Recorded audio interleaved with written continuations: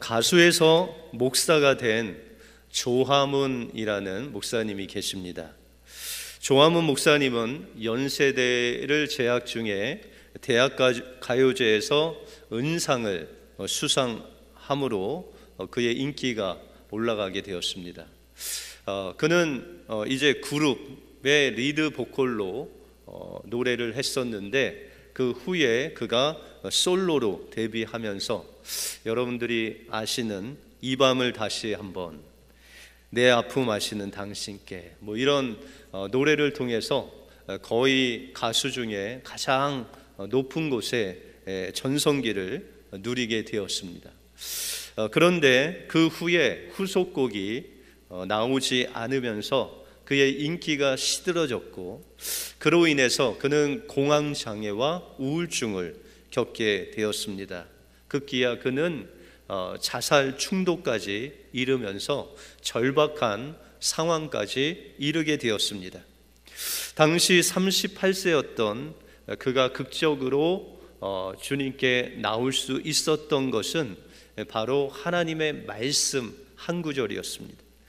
요한복음 14장에 보시면 평안을 너에게 주노라, 내가 너희에게 주는 그 평안은 세상과 같지 않다라는 이 말씀을 읽을 때 그 세상에서 어떻게 보면 실패하고 좌절하고 낭망한 그 목사님의 심령 속에 생수의 강이 흐르듯 하나님께서 주시는 그 평안이 그 마음속을 가득 메우면서 그 두려움과 또한 그를 짓누는 그 모든 것들이 다 사라지게 되었다라고 말합니다.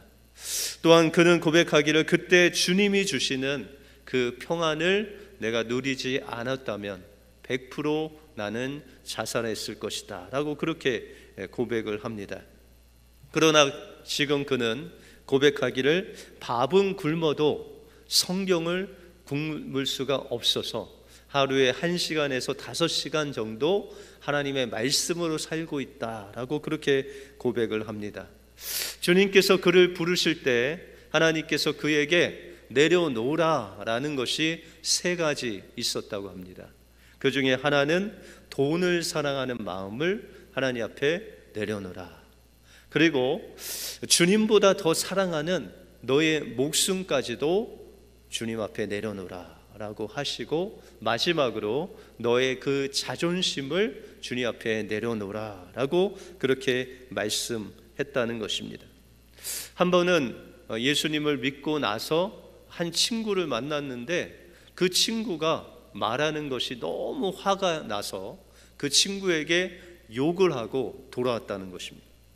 그런데 아무리 생각해도 그 마음이 편치 않아서 하나님 앞에 기도한 후에 그 친구를 다시 찾아가서 무릎을 꿇고 용서를 빌었다고 합니다.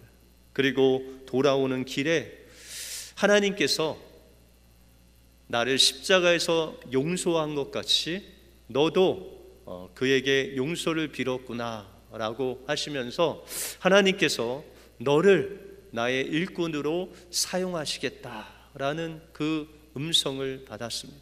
그래서 그러면 하나님, 제가 선교사로 나가겠습니다.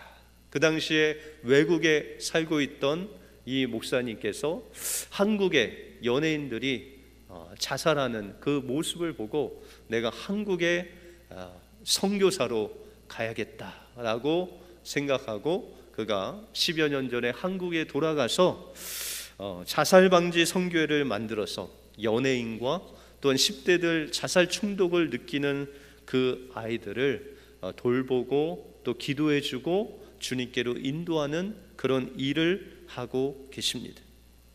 그는 고백하기를, 세상의 인기와 돈과 명예가 자신의 그 목마름을 채워줄 줄 알았다는 것입니다.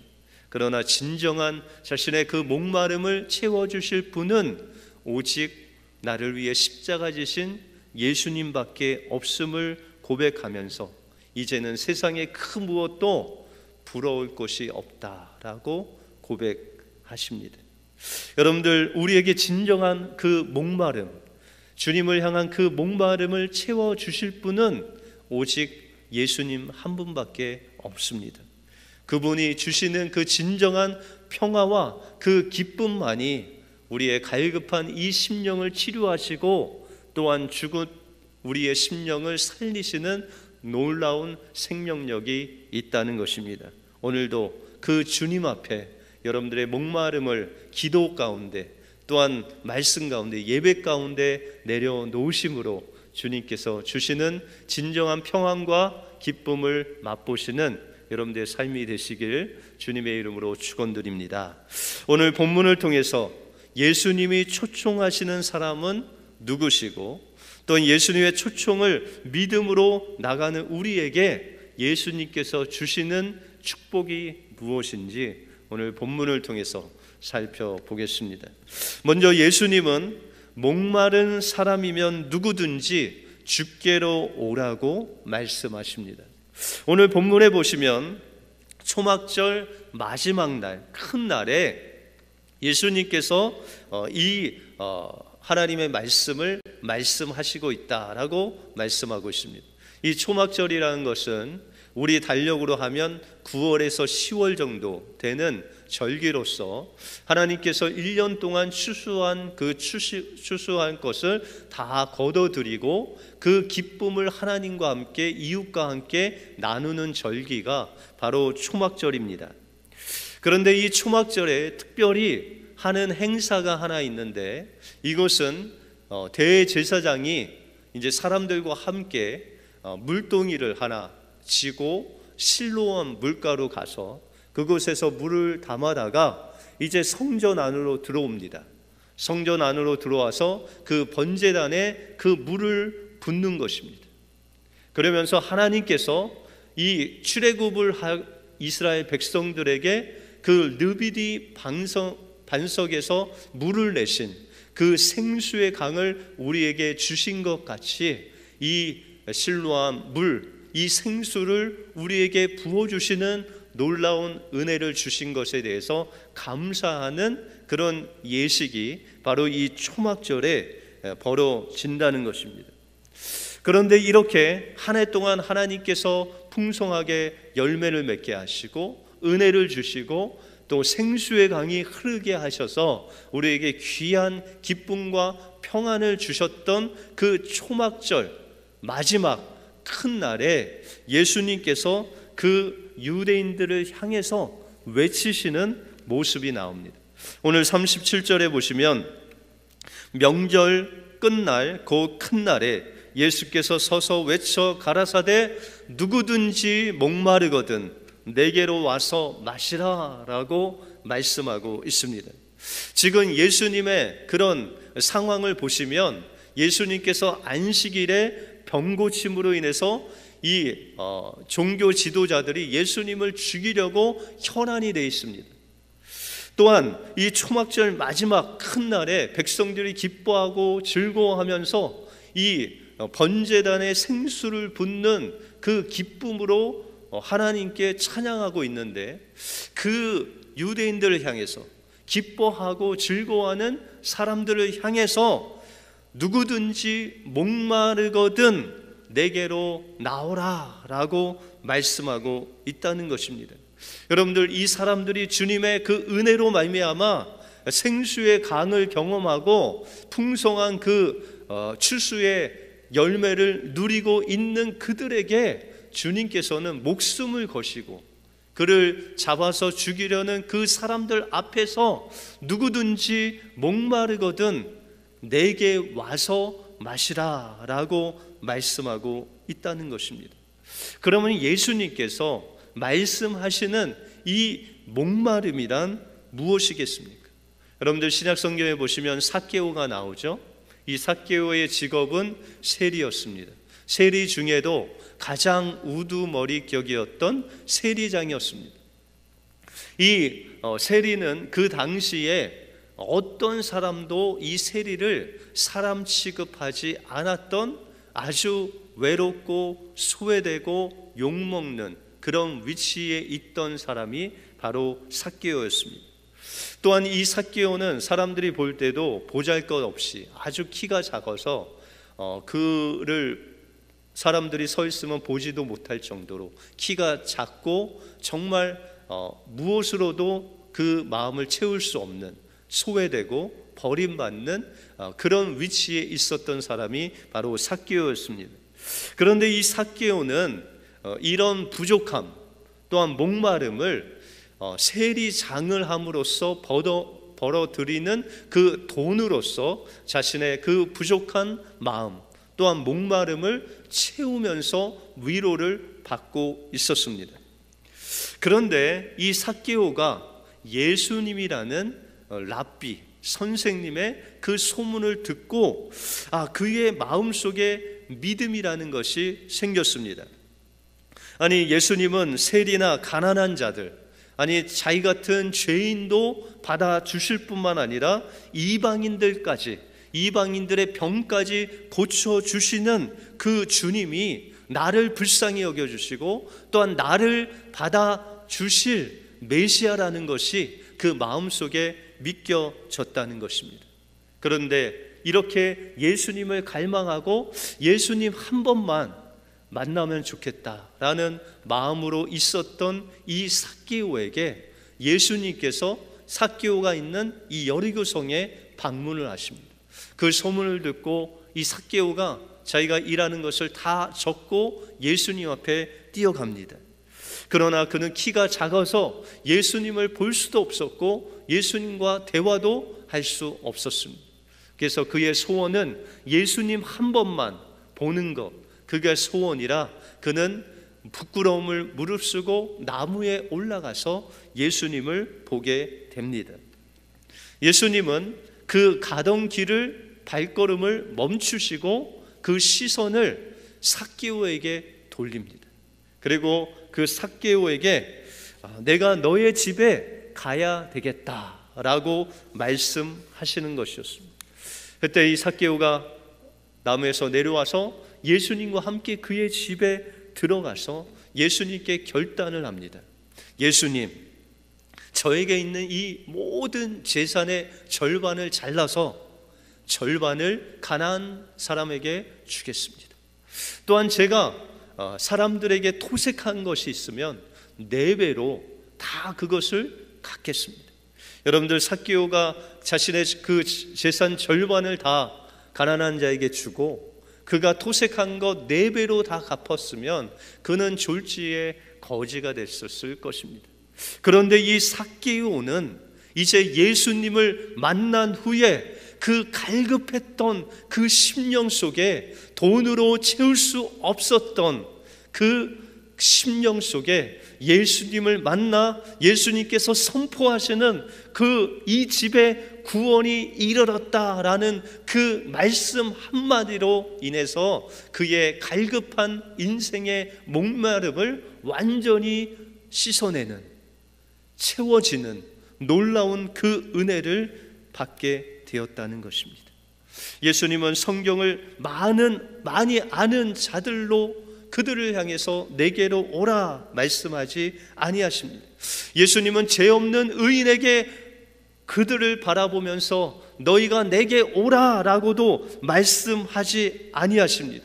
예수님께서는 누구든지 그 마음속에 목마름이 있는 그들을 향해서 믿음으로 내게 달려오면 내가 영원한 생명인 그 생수를 너희에게 주겠다라고 말씀하고 있다는 것입니다. 그래서 이사야서 55장 1절에 보시면 너희 목마른 자들아 물로 나오라, 돈 없는 자도 나오라, 너희가 와서 사 먹되 돈 없이 값 없이 와서 포도주와 젖을 사라라고 말씀하고 있다는 것입니다. 예수님이 바로 우리의 영원한 생명수가 되셔서 예수님께 믿음으로 값없이 죄인된 그 연약한 인생인데도 불구하고 내가 어려움에 처해 있든지 내가 어떠한 상황 속에 처해 있든지 간에 주님께로 나가기만 하면 주님께서 우리의 심령 속에 생수의 강을 부어주셔서 우리의 목마름을 채워주시는 놀라운 은혜를 베푸시겠다라고 말씀하고 있습니다. 일본에서 선교사로 10년 정도 섬기셨던 김성철 선교사님이 계십니다. 근데 그 김성철 선교사님이 이 일본에서 선교를 하는데 그때 마침 이 독도 문제가 아주 불거져서 이 일본 사람들이 독도는 자기 땅이라고 우길 그럴 때였습니다. 이 선교사님이 10년 동안 일본을 사람들 향해서 선교를 했지만 독도가 자기 땅이라고 우기는 일본 사람을 바라볼 때 이제는 완전히 정이 떨어져서 이 선교를 일본에서 해야 되나 말아야 되나 그럴 정도로 그 마음속에 일본 사람들을 향한 미움이 싹트기 시작했다고 합니다. 하루는 필리핀에서 세계 선교 대회가 있어서 이 목사님이 필리핀으로 가서 그곳에서 세계 선교사 대회를 하고 있는데 마음이 계속해서 불편하셨다고 합니다.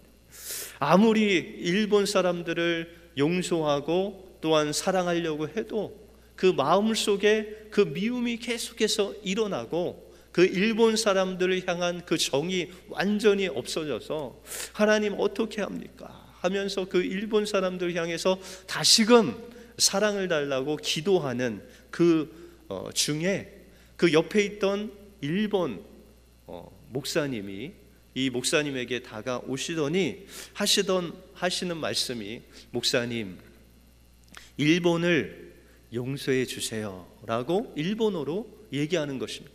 아니 이 김성철 선교사님은 한국말로 막 부르짖었는데 그것을 들을 귀가 없는데 그 일본 목사님이 그에게 와서 일본을 용서해 달라고 하는 그 말이 그 목사님의 말로 들리지 않고 주님의 말씀으로 들렸다는 것입니다. 야 성철아 너 일본 용서해라. 내가 너도 용서하지 않았냐 라는 그 말씀이 듣는 순간에 그토록 미워했던 일본을 향한 그 미운 마음이 완전히 녹아져 내리고 일본 사람을 향한 그 궁휼한 불쌍한 마음이 들었다는 것입니다. 알고 보니까 이 김성철 목사님이 정말 일본을 향해서 기도할 때 그 옆에서 일본 목사님이 기도했고 그 주변에 있는 모든 선교사님이 이 두 분을 향해서 기도했다는 것입니다.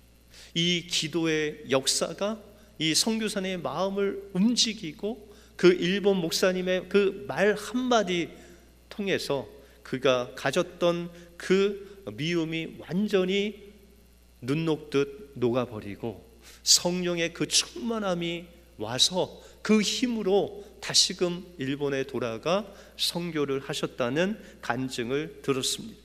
여러분들 주님께서는 우리가 주님 앞에 나가기만 하면 우리 마음속에 있는 이 용서하지 못하는 미운 마음도 사랑하지 못한 마음도 하나님 앞에 치유받지 못해 상처된 그 마음도 주님께서 성령으로 생수의 강으로 씻어주셔서 우리를 주님의 사랑 가운데로 인도하시는 놀라운 영원한 생명 가운데로 우리를 인도해 주신다라고 말씀하고 있습니다. 이 시간 우리의 목마름을 가지고 우리의 상황이 어떠하든지 예수께로 나가 주님 앞에 구하심으로 인해서 주님께서 주시는 그 성령의 생수의 강이 여러분들 심령 속에 부어주시는 축복이 있기를 주님의 이름으로 축원합니다. 다음으로 예수님은 우리 앞에 주님 앞에 나온 우리를 축복의 통로로 만들어 주시겠다라고 말씀하십니다. 오늘 38절에 보시면 나를 믿는 자는 성경의 이름같이 그 배에서 생수의 강이 흘러나리라 라고 말씀하고 있습니다. 예수님께서 말씀하시기를 성경의 이름같이 성경의 구약 성경에 이미 이 그 배에서 생수의 강이 흘러 넘치리라 라고 예언한 말씀이 있다는 것입니다. 여러분들 에스겔서 47장에 보시면 이 에스겔이 하나님께서 환상을 보여주시는데 하나님께서 보여주시는 새로운 성전으로 하나님께서 인도해 주셨습니다. 그러면서 그 성전이 회복되는 그 환상을 보여주시는데 이 성전의 문지방에서 생수가 계속해서 나오는 것입니다. 처음에는 그 생수가 나와서 그 에스겔의 발목에 찼더니 그것이 갑자기 불어서 허리에 차고 이제는 그 생수가 강이 되어 흐르는 환상을 보았습니다. 이 강이 되어 흐르는데 어디로 이 강이 흐르냐면 이 세상을 대표하는 바다로 이 강물이 흘러가는 것입니다. 그래서 그 바다가 소생되고 그 안에 있는 물고기들이 살아나고 이 강이 흐르는 곳마다 그 좌우에 있는 그 땅에서 이 나무에서 열매가 다시금 소생되는 놀라운 역사가 바로 이 생수의 강을 통해서 흘러가는 것을 그가 보게 됩니다. 여러분들, 이 생수의 강은 바로 예수님이시고 또한 이 생수의 강은 예수님께서 우리의 심령 속에 보내신 바로 성령님이시라는 것입니다. 출애굽기 17장에 보시면 이스라엘 백성들이 출애굽을 해서 그 목이 말라 물을 구할 때 주님께서 그들에게 이 르비딤 반석에서 모세가 지팡이로 그 반석을 치라고 말씀하십니다. 그리고 하나님은 그 반석 위에 서 계시고 모세가 그 지팡이로 반석을 친 것은 바로 하나님 자신을 쳤을 때, 다시 말해서 예수 그리스도의 그 십자가의 죽음을 통해서 그의 생수의 강이 흘러 넘치게 되었다는 것입니다. 그래서 오늘 38절 이하에 보시면 나를 믿는 자는 성경의 이름같이 그 배에서 생수의 강이 흘러나리라 라고 말씀하고 있다는 것입니다. 예수님으로부터 나오는 그 생수의 강이 성령님을 통해서 우리의 심령 속에 부어지면 우리의 상처난 마음들, 또한 죽었던 우리의 심령이 살아나는 놀라운 역사가 일어나게 된다는 것입니다. 여러분이 예수 믿을 때 이런 성령의 역사를 체험하셨죠? 주님을 만나니까 정말 울려고 하지도 않았는데 그냥 눈물이 그냥 계속 나는, 너무 기쁜데 막 기쁨의 찬송을 부르는데 그냥 눈물이 나는 거예요. 예전에 미워했던 사람도 용서가 되고 주님께서 주신 그 사랑으로 모든 사람을 사랑할 수 있는 그 에너지가 그 성령을 통해서 우리에게 공급됐던, 주님을 처음 만났던 그 은혜의 시간을 우리가 기억합니다. 그런데 이 은혜가 얼마 되지 않아서 이 은혜가 점점 식어 갑니다.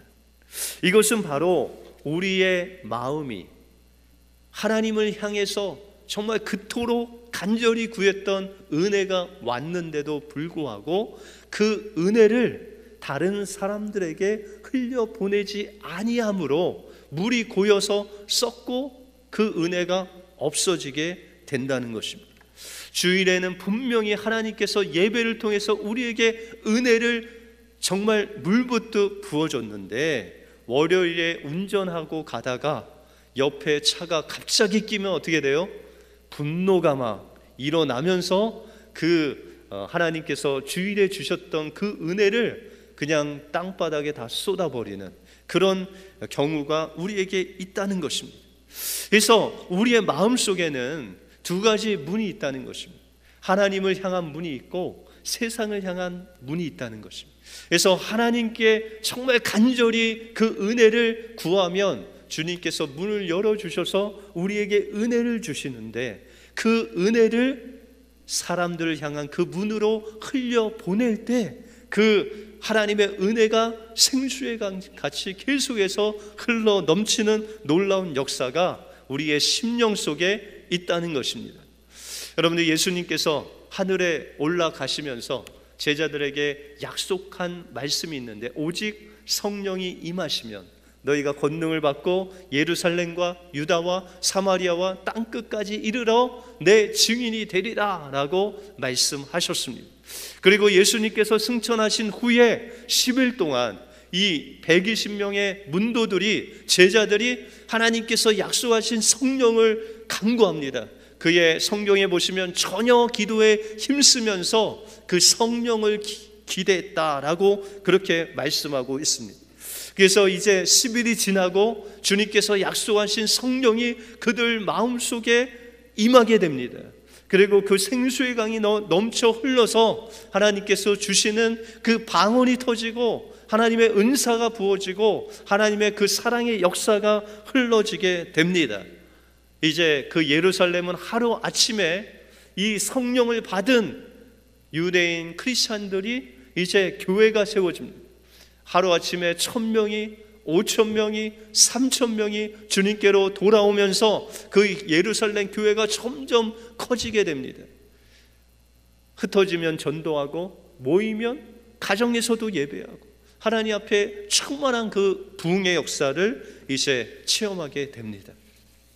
그런데 하나님께서 예수님께서 승천하시기 전에 그 제자들에게 말씀하셨던 그 은혜의 강물이 예루살렘을 통해서 유대와 사마리아와 땅끝까지 이르러 그것이 전달돼야 되는데 그 말씀을 아주 잊은 채로 그들이 예루살렘 교회에서 주님이 주신 그 생수의 강을 거기서만 멈추게 되었다는 것입니다. 그때 하나님께서는 스데반 집사님을 순교하게 하시고 또한 야고보 사도를 순교하게 허락하심으로 인해서 이 핍박을 통해서 이 예루살렘에 있는 교인들이 흩어지게 됩니다. 유대로 사마리아로 또한 이방 땅으로 흩어지면서 하나님의 이 은혜의 강이 땅끝까지 흘러 넘치는 놀라운 그 역사가 일어나게 된다는 것입니다. 하나님께서 우리에게 주신 그 성령의 충만한 은혜를 사람들에게 흘려보낼 때 그 생수의 강이 우리를 통해서 우리가 축복의 통로가 되어서 계속해서 그 은혜의 생수의 강이 우리 마음속에 흐르게 된다라고 말씀하고 있다는 것입니다.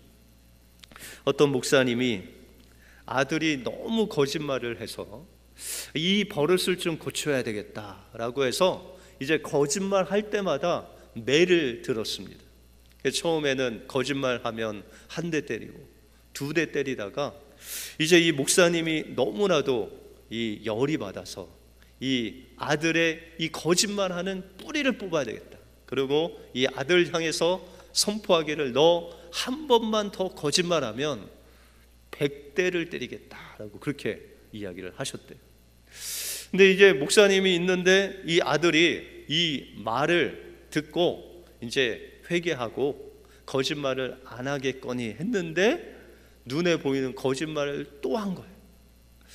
그래서 이 목사님이 이게 어떻게 해야 되나, 이 말은 했고 또 아들이 계속 거짓말하면 완전히 스포일 될 것 같고, 그래서 아들을 100대를 때렸다고 합니다. 이 100대를 맞은 아이가 집에 그 방에 울면서 들어가고 이 100대를 때린 이 목사님의 마음도 무너져서 이제 어떻게 할 수가 없어서 교회당에 가서 하나님 앞에 무릎을 꿇었대요.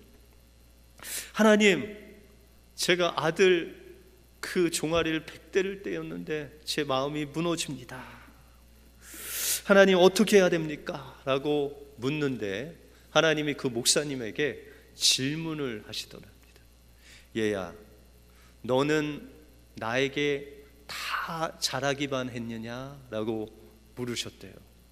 하나님, 저도 잘못한 거 많죠. 그랬더니 하나님이 말씀하시기를, 야, 너가 잘못할 때마다 내가 매를 때렸으면 너는 100대가 아니고 1000대, 10,000대 맞아야 된다 라고 그런 말씀을 하시면서, 네가 나에게 와서 용서해달라면 나는 용서했고, 잘못했다고 하면 용서해줬고, 그 십자가의 사랑으로 매번 너가 죄짓고 올 때마다 나는 너를 용서해 주셨다 라고 그렇게 말씀하시더래요. 그러니까 하나님 앞에서 그 아들 앞에서 너무 부끄러워지는 그 목사님이 하나님께서 지혜를 하나 딱 주셨대요. 이 탕자가 죄를 짓고 돌아올 때 이 아버지가 뭐 해줬죠? 잔치를 벌여줬죠.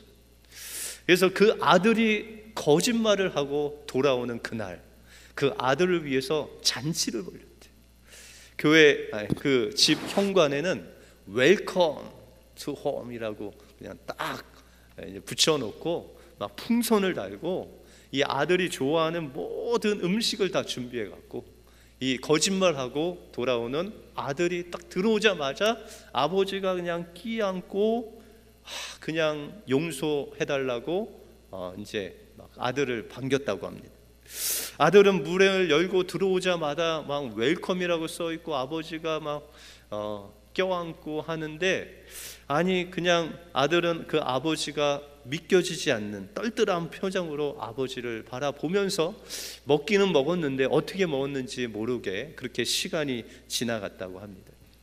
그 후에 아버지가 아들에게 정식으로 용서를 구하고 내가 잘못했다라고 하고, 그냥 그 아들이 거짓말 하든 안 하든 그냥 계속해서 그 아들을 사랑해 주었다. 근데 어느 날부터 이 아들의 모습이 변화되기 시작했습니다. 그것을 어떻게 알았냐? 이 아들이 생전하지 않던 농담을 아버지께 걸어온 것입니다.